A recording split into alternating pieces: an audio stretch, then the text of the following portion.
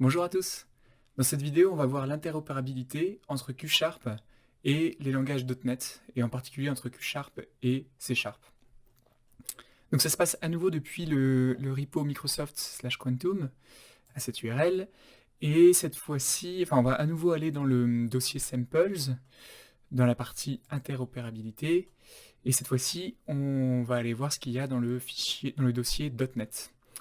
Alors, j'ai cloné le repo en local et je l'ai ouvert avec VS Code.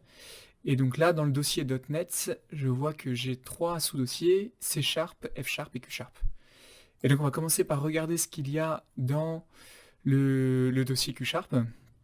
Donc le fichier qui nous intéresse, c'est le fichier operations.qsharp.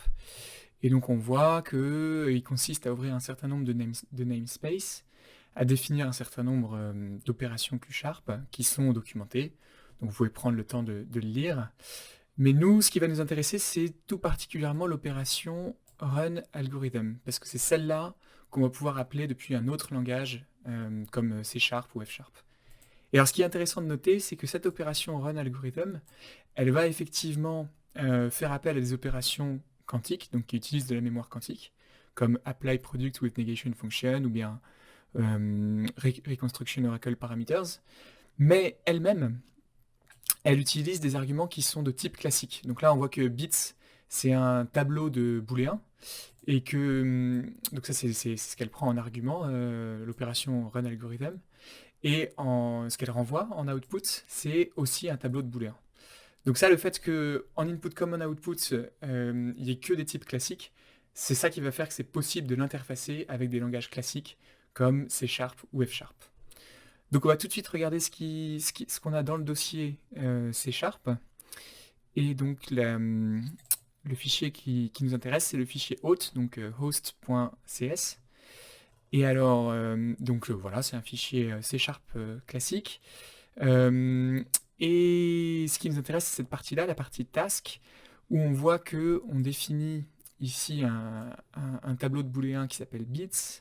On déclare ici un simulateur quantique.